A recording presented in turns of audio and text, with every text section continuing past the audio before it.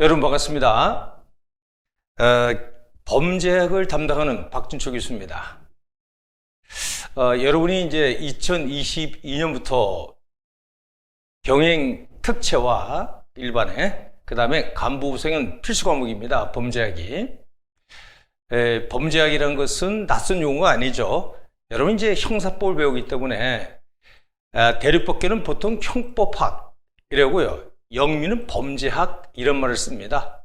그래서 범죄와 형벌에 대해서는 형법학에 대해서는 형사법학을 배우는 학생들은 낯설지가 않을 겁니다. 자, 그럼 오늘 첫 시간이 범죄학에 대해서 공부하는 것인데요. 글자대로 범죄학이기 때문에 중요한 것은 이 범죄라는 것이 과연 무엇인가, 이 개념이 파악이 중요하다. 또한 그래서 범죄학 개관론인데 오늘 첫 시간 일반론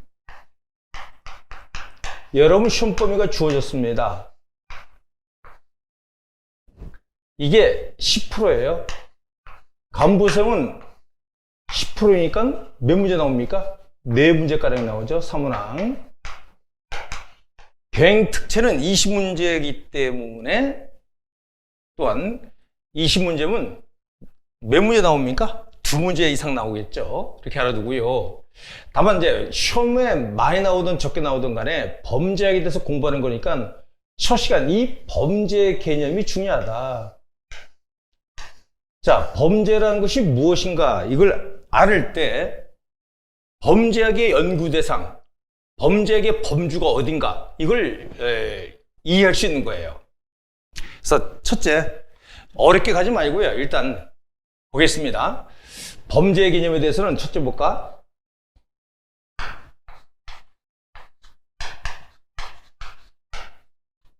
범죄 개념은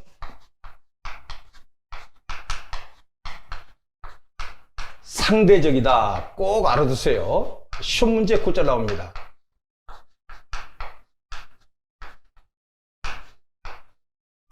그동안 기출문제, 사법고시라든가 각종 보호관찰직이라든가 그 다음에 구급, 그 다음에 경비지도사 대상을 보면 이 시험 문제 잘 나와요. 상대적이다. 그 다음에 경찰학을 공부하다 보면 범죄 개념에 대해서도 또 시험에 나오죠. 범죄 개념은 상대적이다. 이유는 뭐냐? 볼까? 왜 상대적이냐?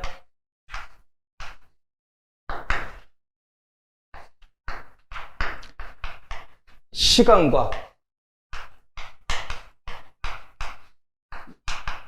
공간적 차이가 있기 때문이다. 시간이라는 것은 역사적으로 시대적으로 변치 나가고 공간적이라는 것은 글자 그대로 공간적인 것은 뭡니까? 지리적 위치죠. 지리적. 이 전 세계 국가가 약 210여 국가가 되는데 모든 국가를 비교해서 이걸 연구하기는 곤란하겠지만은 각 나라마다 그 지정학적 특성상 지리적 특성상 범죄 개념은 상대적이다.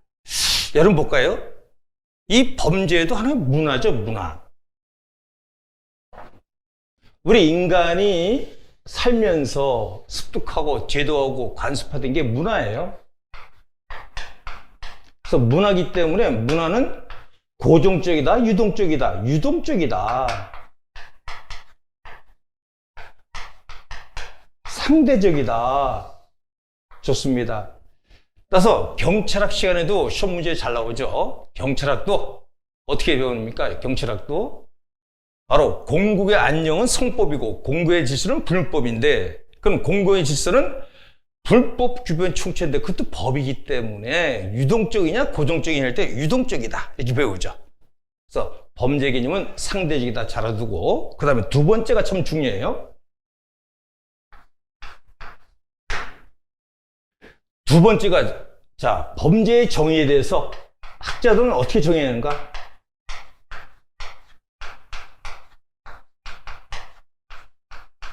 이 범죄의 정의는 별표가 3개짜리입니다. 시험 문제 잘 나온다는 뜻이죠.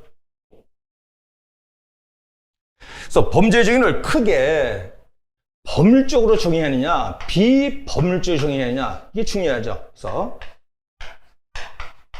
법률적 정의와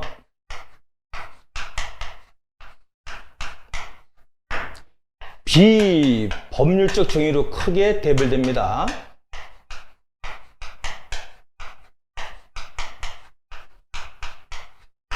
여러분 어때요? 범죄에 대해서 학자들은 어떨까? 연구할 때 학자들도 범죄 연구 원인, 범죄 원인에 대해서는 다양하게 분석하고 있습니다. 뭐 생물학적, 심리학적, 역사학적이라든가 또는 경제학적, 정치학적 또는 사회학적 다양한 이런 관점에서 바라보다 보니까 일률적으로 뭐다라고 정의하기는 곤란해요. 또한 일반 범죄학자들은 넓게 범죄에 대해서 접근하려고 합니다. 그러나 우리 형사사법 시스템에서 범죄의 정의에 대해서는 범죄적 정의가 이것이 통설견지다고 아셔야 돼요. 물론 범죄학자들은 비법률적 정의까지 확대해서 넓게 범죄에 대해서 정의에 접근하려고 보는 경향이 있다는 것 꼭 알아두시되, 그러나 법치국가에서는 어떤 범죄적 정의가 통설적 견지이다. 자, 그럼 범죄적 정의는 크게 몇 가지가 있는가? 세 가지. 시험 문제 잘 나오죠. 제가 잘 나온다 안 나오면 믿으면 돼. 이상하게 어둠의 자식들이 꼭 보면 이상하게 공부하는 거 보면 이런 아픔이 있어요.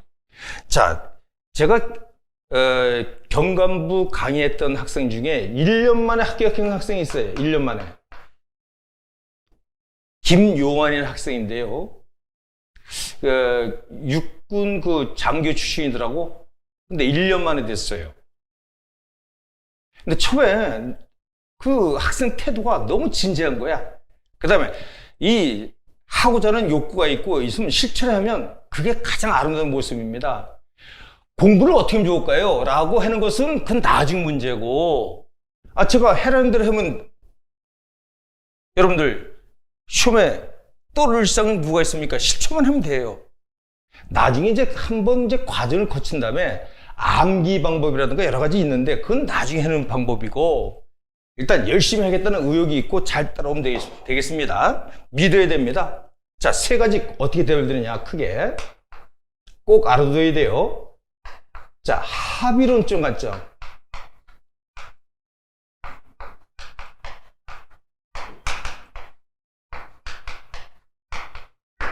그 다음에 상호론적 관점.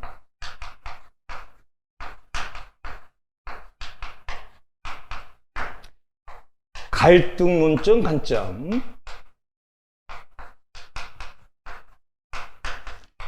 이것이 범죄학에 대해서 범죄적 정의입니다. 자, 볼까? 합의론적 관점 들어가기 전에 간단히 보자. 몇 가지만. 여러분들이 무조건 빨리 급히 먹으려고 하면 안 돼. 그러면 취해입니다. 볼까? 역사적으로 보자 한번. 쭉 보면 바로 국가가 없을 때 자연시대가 있었겠죠? 자연시대. 국가가 없을 때 이때는 동물과 유사하게, 여러분들 이제 사회계약론을 배울 때 홉스가 쓴 리바이던이라는 얘기 들어봤습니까? 만회에 대한 만회투쟁. 그렇죠. 동물과 똑같은 거야. 그냥 가령 동물의 왕국 보면 큰 사자라든가 큰 육식동물이 접근하면 그냥 순순히 가서 붙잡혀서 잡혀 먹히는 게 아니라 최대한 도망가다가 힘에 딸리면 잡혀 먹히는 거죠. 그래서 이때는 복수법이야. 복수법, 탈요법. 물론 역사적으로 볼 때 가장 오래된 법이 뭐야? 무슨 법인가? 자네 하무라이 법전이라 말이지. 하무라이 법전. 뭘 민법도 그래. 순서랑 보면 그건 근대국가 이후고, 일반론적으로 볼 땐 하무라이 법전이라 해요. 이에는 이, 눈에는 복수법 이런 거. 미개했죠. 국가가 없었으니까. 그러다가 이제 국가가 생기잖아. 고대국가. 자, 국가가 생기면서 한번 보자. 고대국가, 그 다음에 중세국가, 그 다음에 경찰국가 시대 여러 가지 배우죠, 여러분들. 국가가 생기면서 이때는 여러분 한국사 시간에 배우듯이 국가의 틀은 뭐가 틀인가? 국가의 틀은 국사 시간에 배우잖아요. 율령반포란 말이지. 이 율령반포라는 것은 그때도 법률을 어떤 통치 지배 수단이 있었다는 얘기야. 그 시대도. 그러나 그때는 국민들의 합의점이 도출된 인간의 존엄성 이런 것이 강조했습니까? 일방적이었습니까? 일방적이겠죠. 국민의 합의점이 없는, 그래서 국가가 있다는 것은 율령반포예요. 율령반포. 이건 뭐 국사 시간에 배우는 거 아닙니까?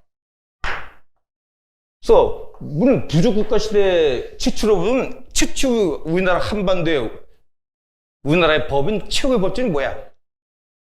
방구가 쓴 한서지리지에서 8조 군법이지. 8조 법금, 8조 군법. 그럼 율령반포 알았으면 볼까? 이게 율령이 있다는 것은 그 당시 이게 고유한 의미의 헌법이야. 고유한 의미의 헌법이라 그래. 여러분들 이제 헌법이 필수 과목이기 때문에 이것도 요거를 알아두셔야 돼요. 우리 헌법 선생님은 황남기 교수님이 계시는데 최고 권위가입니다. 헌법 대가야. 근데 고유한 의미 헌법이라는 것은 어느 시대든 통치 구조가 있었으면 헌법이 있었다고 보는 거야. 근데 그 당시는 사실상 근대 국가 당시는 인권을 강조했지만 그 당시 인권을 몰랐고 그냥 통치 구조 이게 있었으면 고유한 의미가 헌법이 있었다. 그럼 조선시대도 고유한 의미의 헌법이 있었을까요? 시험 잘 나와요. 그 경국대전이지. 그렇습니다. 그래서 고유한 의미 헌법. 그럼 볼까? 여러분들 경찰학 시간에 배울 때 이런 걸 배우죠. 경찰학 시간에 대륙밖에 경찰 개념의 변처가 잡으면 고대 국가 뭐라 합니까? 폴리티아, 도시국가의 일체의 헌법을 말했다는데 이때 헌법이라는 것은 그 당시 고유한 의미의 헌법, 율령이 있었다는 얘기야. 법률이 있었다는 얘기야. 일체, 그 당시는 국가가 발달하지 못했기 때문에 모든 일체의 정치를 의미했다. 헌법을 특히 의미했다는 말이죠. 좋습니다. 자, 근데 이때 국가가 있을 때는, 이때는 뭘까? 이 과정을 잘 알아야 돼. 이 당시는 보면, 자, 우리나라 얘기를 해볼까? 궁예는 어디에? 고려시대입니까? 어느 시대인가? 궁예. 고구려인가?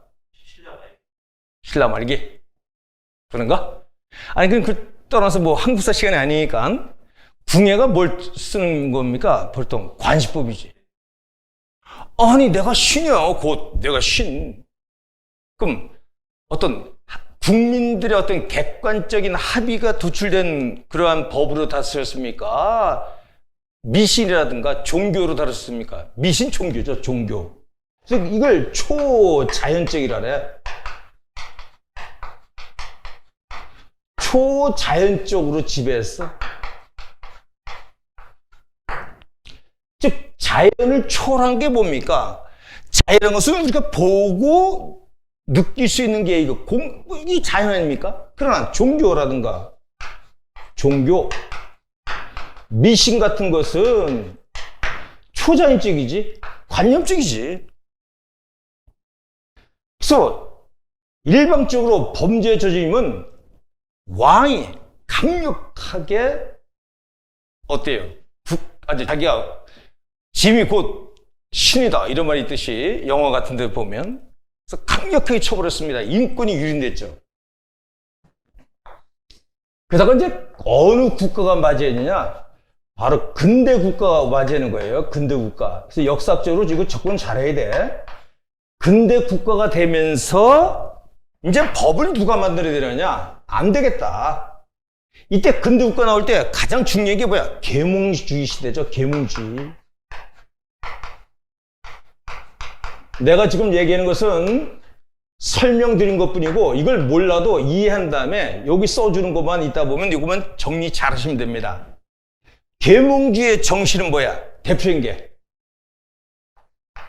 얘기해봐. 이게 계몽주의의 가장 대표인 게 사회계약이야.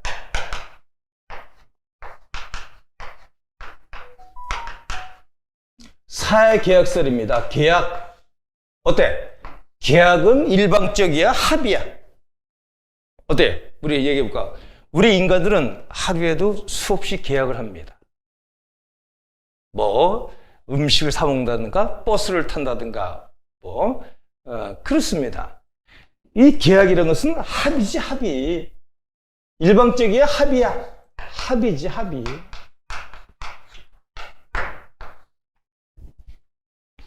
그 다음에 계몽주의 두 번째 볼까? 실적법주의야. 이게 잘해도 이래지만 헌법이 끝나고 형법도 끝나고 경찰학도 끝나. 여러분 시험법에 제가 얘기하는 게 이게 끝이야, 끝. 형법을 공부할 때도 재형법중지가 뭐야? 근대 국가 와서 강조하는 게 법률이 없으면 범죄 없고 형벌 없다. 범죄와 형벌은 법으로 정해라. 근데 범죄와 형벌은 일방적으로 정하는 거예요. 합의를 도출해서 합의, 계약을 통해서 정하라 이게야. 이 근대국가 이전엔 누가 정한 거야? 위정자들이. 대표적으로 프랑스 혁명이 왜 일어납니까? 구체자, 앙시앙 레짐이라는 것은 구체제에 대해서 반기를 들은 거죠.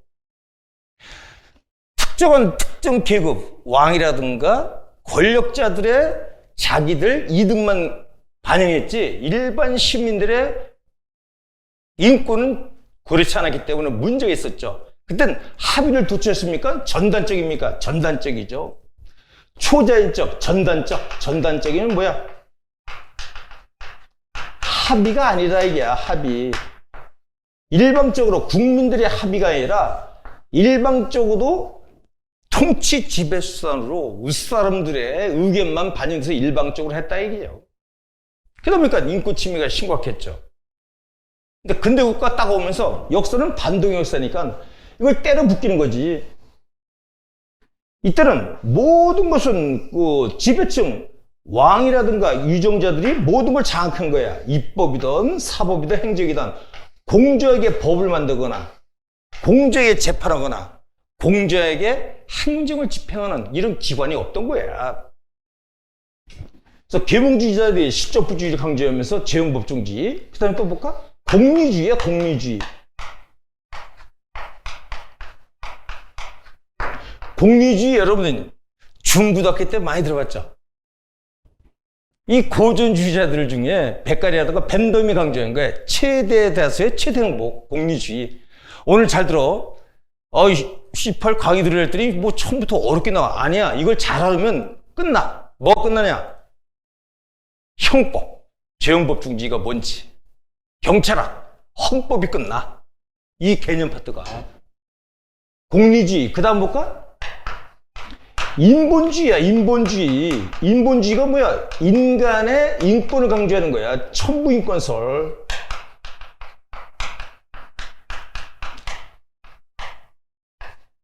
이 근대국가 이전에는 누구의 인권이야? 유정자들, 권력자들의 인권을만 강조했지 국민들은 개돼지 취급받은 거 아닙니까? 국가 위주지 개인은 자유권 이런 걸 존중하지 않았어요. 인본주의가 뭐냐 이게 자유주의야, 자유주의. 그럼 자유주의란 말은 뭐야? 자유와 권리를 강조했다. 이게 인권이다. 같은 말이야. 인본주의가. 이렇게 해서 근대국가 탄생되는 겁니다. 그래서 근대국가는 합의를 강조했다는 것. 합의. 그 합의는 뭘까? 자, 근대국가 대전제는 뭐야? 직접 민중치입니까? 간접민주주의야. 빨리 대답 안 해? 간접민주주의지. 자, 근대국가 되면서 인구가 늘어나니까 직접 국민이 법을 만들고 직접 국민이 재판하고 직접 국민의 행정을 집행하면 가장 이상적이지만 모든 국민들이 법을 만들거나 재판하거나 행정에 집행한다면 나라 살림은 누가 꾸려갑니까? 그래서 사회계약을 도출해서 어떻게 되냐 볼까? 자, 여기서 보자. 근대국가가 딱 탄생하면서 어때? 이것이 한 사람의 전단적으로 모든 걸 하는 겁니까? 권력을 분립합니까? 권력 분립이죠. 상권 분립. 즉 법을 만드는 입법부, 설립자 법법, 입법기관을 만들고 재판할 수 있는 사법기관을 만들고 행정을 집행하는 행정기관을 권력분립이죠. 체크 앤드 바란스입니다. 견제와 균형. 그래서 이게 법 취지의 대전제는 권력분립이야. 한번 따라봐. 법 취지의 대전제는 뭐다? 권력분립, 상권분립이야. 그럼 우리나라 헌법에서는 권력분립이라는 말이 있는가? 없어. 아무리 봐도 헌법 전문에도 없어. 근데 개별적으로 있어. 어디에 있냐? 헌법 40조에 보면 법은 입법부에서 법을 만든다고 속했고, 헌법 66조에 보면 행정부 수반이 대통령을 정점으로 해서 바로 행정은 행정부에 속한다.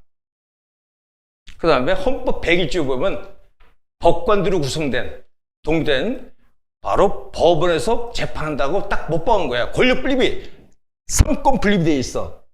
근데 잘 보자. 이때는 왕이 주인이지만 이때는 근대국가는 누가 주인이야? 다 같이 국민이지, 국민. 국민이 주인이 돼가지고 볼까? 자, 국회의원들 누가 뽑아요? 국민이 뽑죠. 선거를 통해서. 대통령 누구 뽑아? 국민이 선거를 통해서 뽑죠. 이걸 뭐냐? 간전민정치라 해. 다 같이 간전민정치.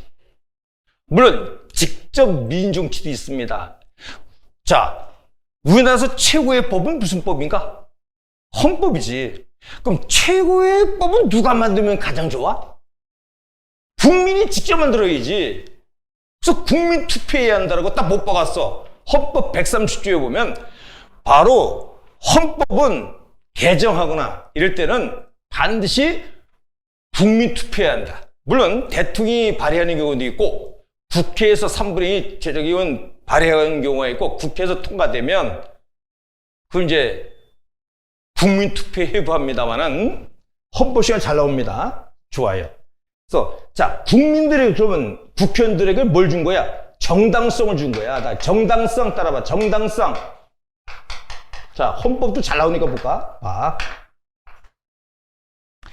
처음엔 주권이 누구한테 있느냐 할 때 국민들에 있다. 처음에 이렇게 연기해. 이제 주권자에 대해서 이게 실리 있었지만 그건 다 아는 것이고, 그럼 주권자가 국민이기 때문에 국민이 직접 법을 만들어야 되는데 그게 문제가 있으니까 계약 같은 걸 통해서 어떻게 민족 정당성, 다수 의결주의죠. 많은 국민 투표, 민주권은 다수 의결주의입니다. 근데 다수 의결주의가 꼭 좋은 건 아니야. 제가 오늘 어렵게 설명했지만 괜찮아요. 이걸 여러분 속에 이게 한번 메아리를 들려준 다음에 이따가 요거만 쫙 정리해서 요거만 보면 돼. 그래서 민족 정당성을 이유받은 국회의원들이 법을 만들고, 그 다음에 행정은 민족 정당성을 이유받은 대통령이 행정에 대해서 정책을 수립하고 국가 운영을 하는 겁니다. 근데 사법부는 민족 정당성 이유받은 건 아니지만 정축 중립기관인 사법부야. 여기는 잘 알아두고. 좋아. 자, 그러면 볼까? 이게 법률적 정의. 일로 봐봐. 여기 법률적 정의. 이때 말하는 법률은 언제 말하는 법률일까?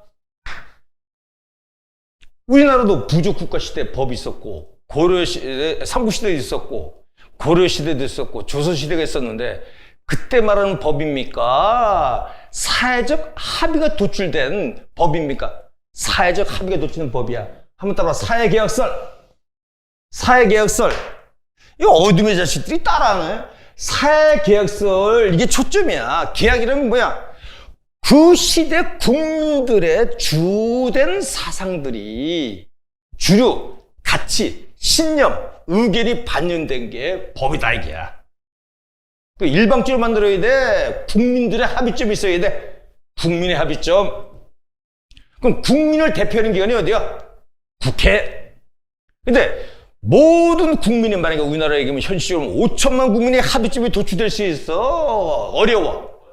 그러니까 뭐야? 민주국가는 다수 의결주의지. 그러니까 민주주의라는 것은 절대적 민주주의야, 상대적 민주주의야, 상대적 방어적 민주주의야. 이 권력을 잡을 때 많은 투표를 얻는 정당이 부편이 많은 것이고 많은 득표를 얻는 사람이 대통령이 되는 것이지. 그러나 100% 이건 아니죠. 뭐 북한처럼 김정은이 100% 이거 아니지, 이런 것은. 그래서 잘해둬야 돼. 왜 합의론이 나왔냐? 이걸 몰라도 되는데 이걸 알아야지만 여기 나오는 거야. 그래서 계몽주의 근대국가부터 사회계약 합의와 실적법칙 법. 그래서 범적 정의가 통솔견지다는 걸 딱 알아둬야 되는 거야. 끝. 그럼 보자. 이걸 지우겠어. 이거를 왜 설명했냐? 이걸 꼭 알아둬야지만 헌법도 끝나고, 그 다음에 경찰학도 끝나고, 그 다음에 범죄학도 쉬워지고, 그 다음에 형사법도 끝나는 것이야. 그럼 볼까? 다시 한번. 범죄에 대한 정의는 범적 정의인데, 자, 이때 말하는 법률은 근대국가 이후다. 알았습니까? 근대국가 이후인데 오늘날까지 현대까지 이어지는데 약간은 문제점이 있어서 합의론적 관점에 이게 합의론은 끝났네. 합의는 뭐야? 다 같이 전달적이야. 합의는 사회계약이야. 사회계약. 근데 왜 상호론적, 갈등론적 이런 개념도 나왔냐? 문제가 있다는 비판이 나오는 거예요. 그러나 통솔견지는 합의론적 관점입니다. 그러면 합의론적 관점에 대해서 알아두고 요거와 같다는 걸 이꼬로 볼까? 합의론적 관점을 이꼬로 이렇게 써놔야 돼. 시험장에 가면 구조 기능론적 측면, 구조 기능론도 합의론적 관점이라는 걸 꼭 암기해 둘 수 있도록 다시 한번. 합의론적 관점은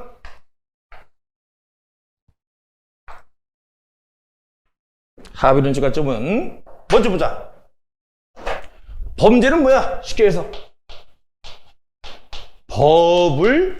범죄 개념입니까? 법을 위반한 것이 범죄 아닙니까? 맞나? 다시 한번. 법을 위반한 것이 범죄 아니야? 그 법은 누가 어떻게 만드는 거야? 합의를 통해서 국민들의 의사가 반영된 것이지. 그걸 위반한 것이 범죄야. 좋아. 나는 이걸 쓰는 걸 잘 몰라가지고 어색해. 이걸 써야 되겠어.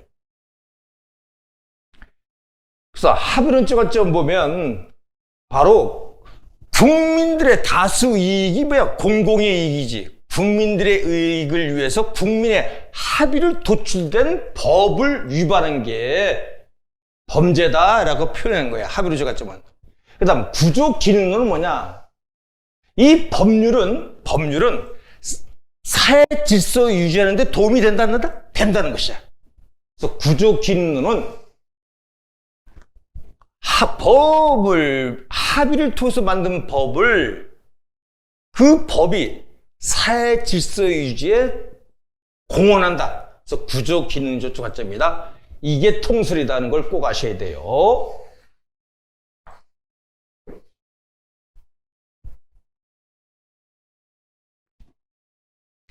그럼 보자. 다시 한번. 법. 그럼 법은 뭐야? 바로, 자, 1933년 마이클과, 여러분 행정에서 미첼스 과대출칙 달라요. 영어 발음은 미첼이지만 마이클과 아들러가 뭐라냐? 아들러. 이 보고서에 의하면 법을 위반하는 게 범죄 아닌가? 그렇지. 범죄란 바로 형법에서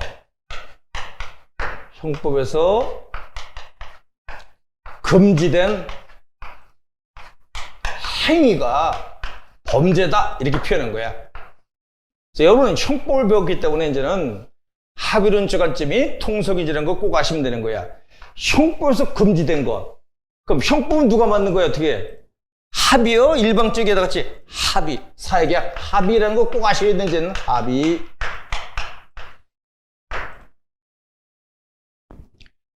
그럼 법은 또 볼까? 법은 뭐야? 법은 그 시대의 주류의 사상, 가치, 신념이 반영된 것이야.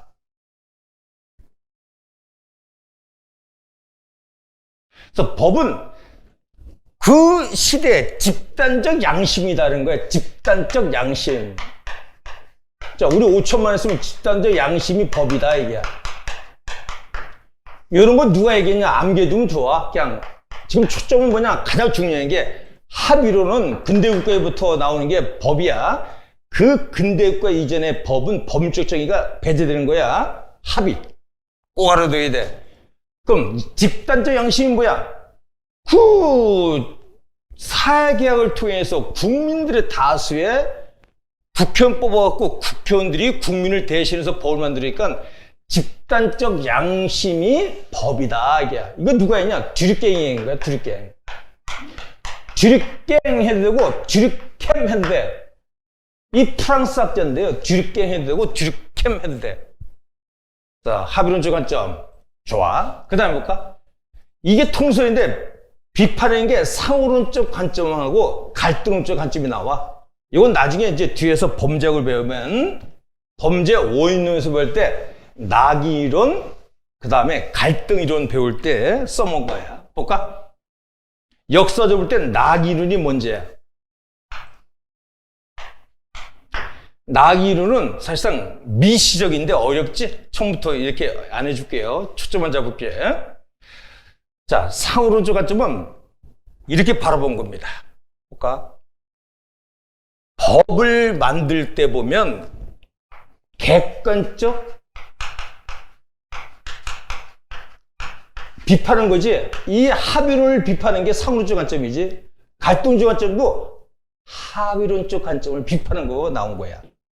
객관적 기준에서 만들어지죠, 원래 법은. 근데 객관적 기준에서 만들어진 것이 아니라 지배층. 지배층이 누구야? 상위 계층이지. 힘 있는 자들. 특히 국회의원 이런 사람들, 힘 있는 사람들. 이 지배층들이, 상위계층인들이 법을 만들 때 이 사람들의 도덕적 기준이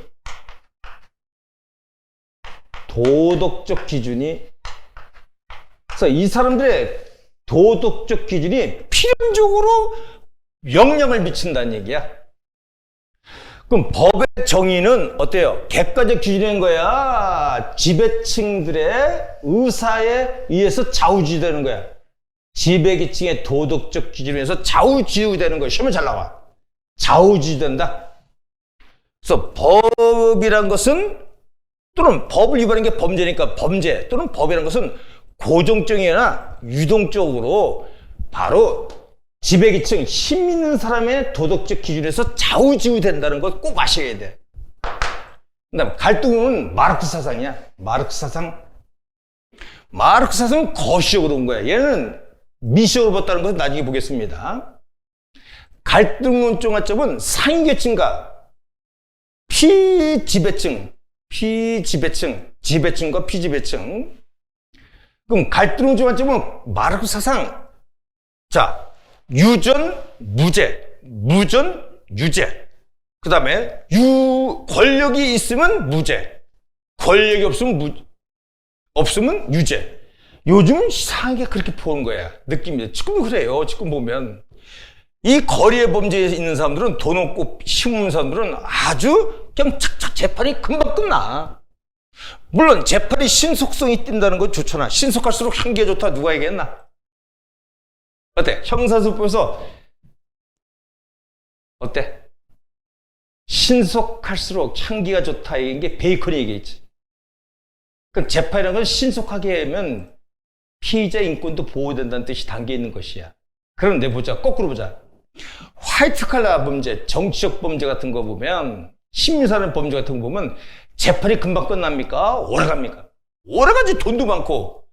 그러면 만약에 선거법 위반했으면 이게 빨리 끝내서 그 사람 잘못을 시시비 가려서 해야 되는데 몇 년 갑니다. 그러면 임기 다 마치고 나와. 근데 힘없는 자들은 벌써 유죄 판결이 끝나.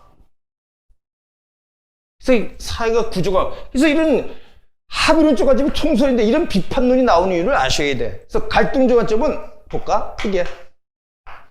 상위계층, 지배층.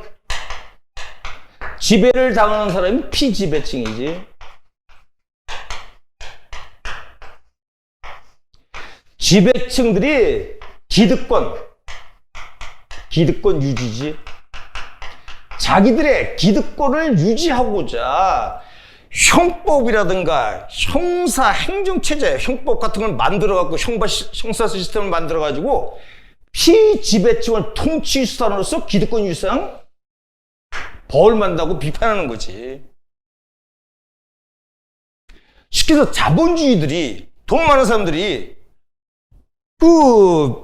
일반 시민들, 노동자들 피를 빨아먹는다고 이렇게 보는 거야. 구조적으로 볼 때 이게.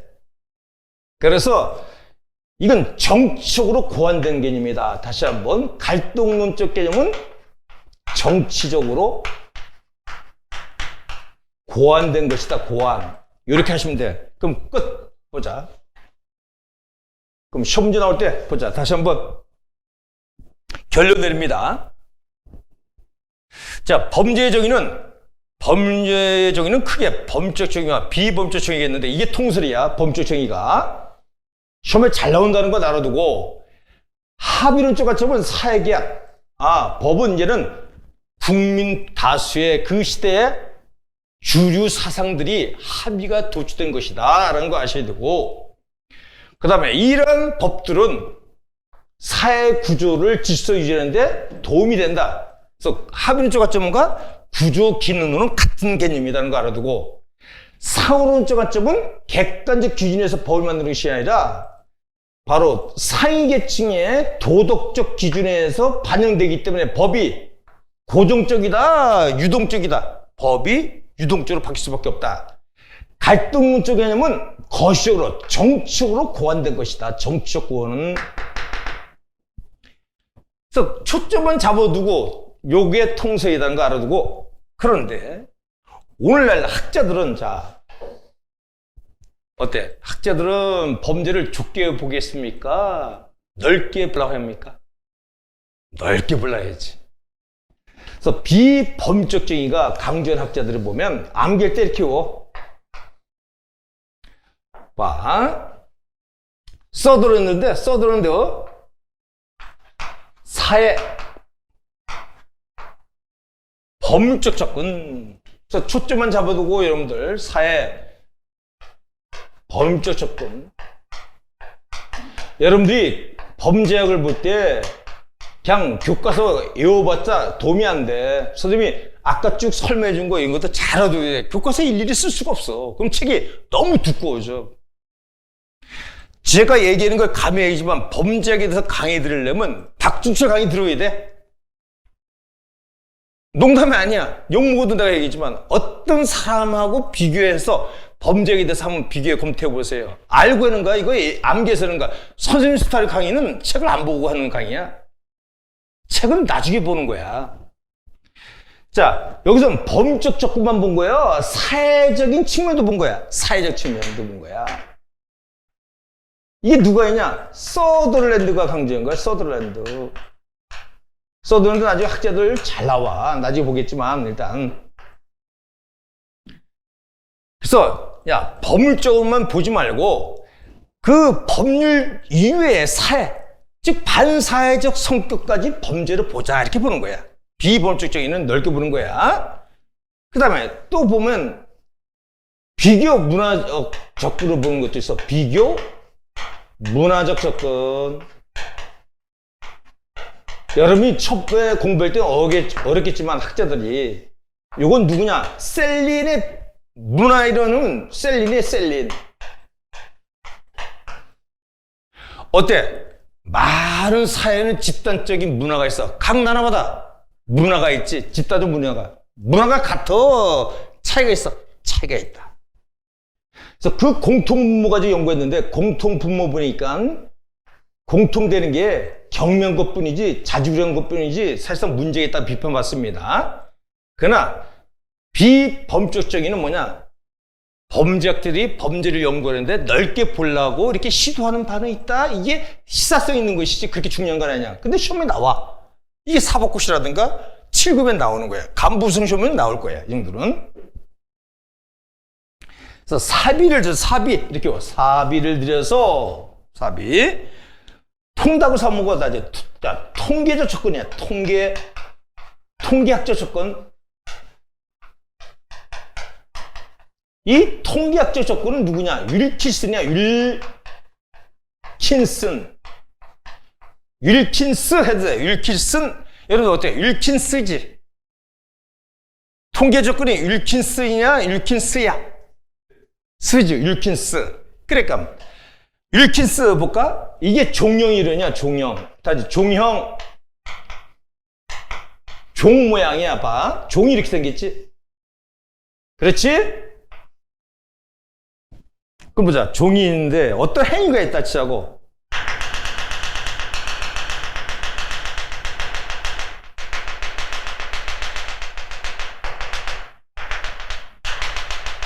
자, 가운데 이렇게 많이 이렇게 일방적으로 모인 것은 인간들의 행위가 보편적으로 많은 것은 이건 정상이다 이게야.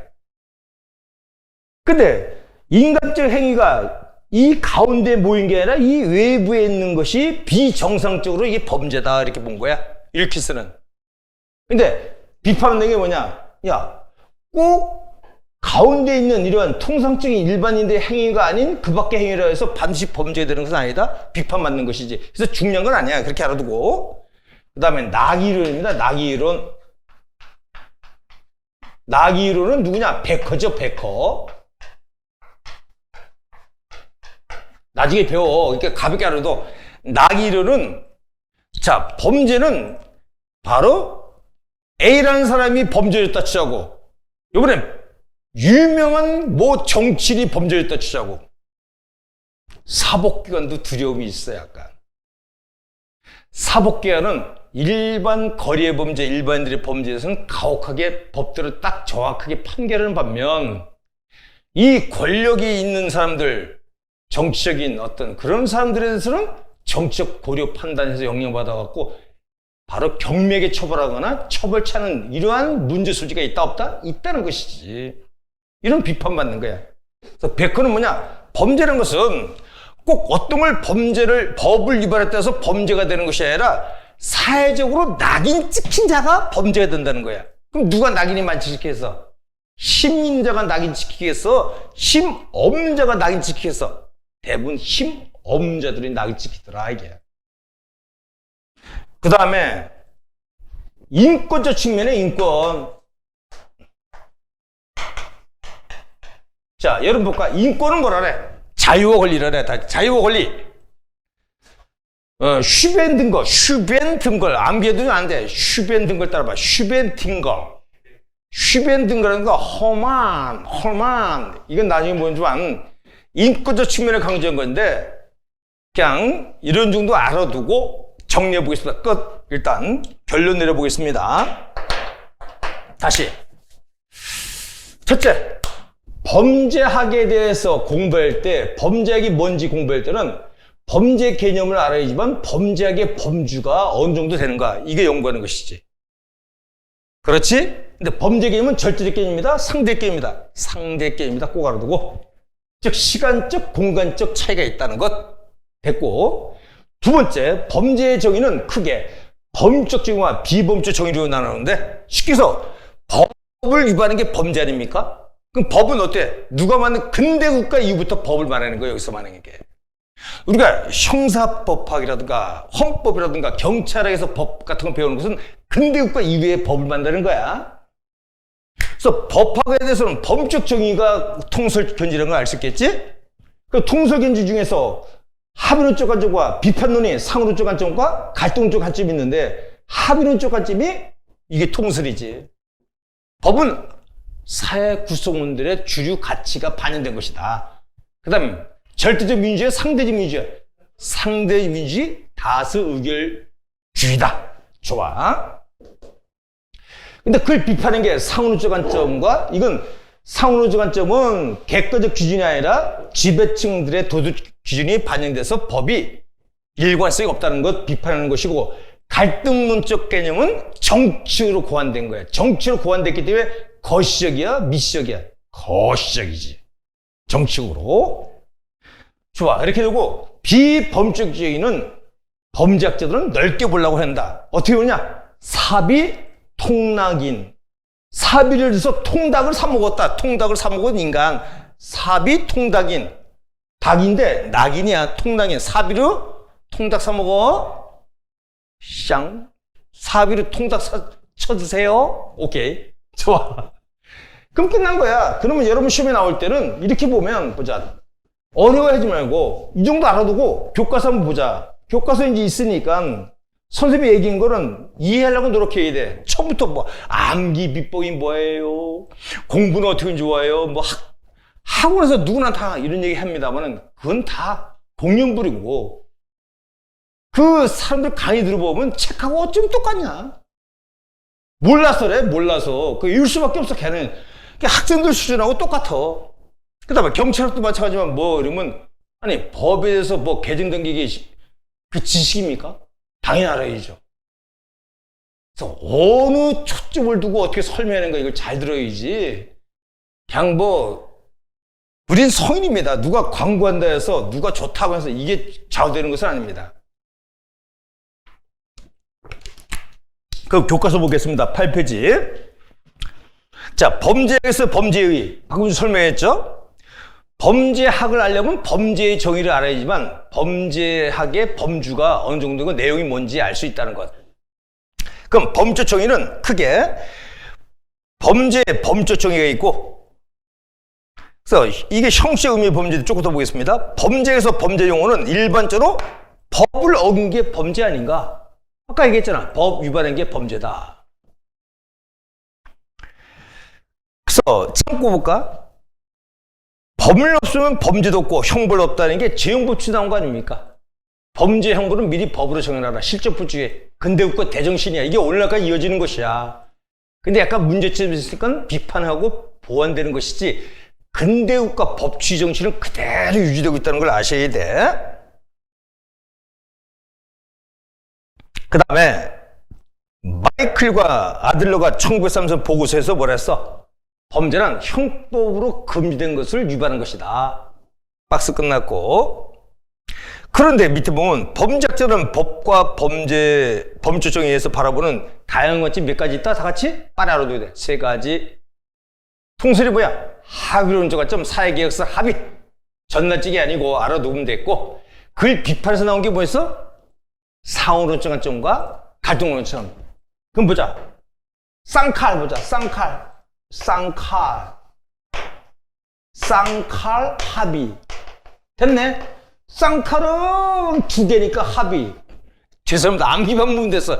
썰려가지 이렇게 암기면. 이거 공부한다면 지가 알아도.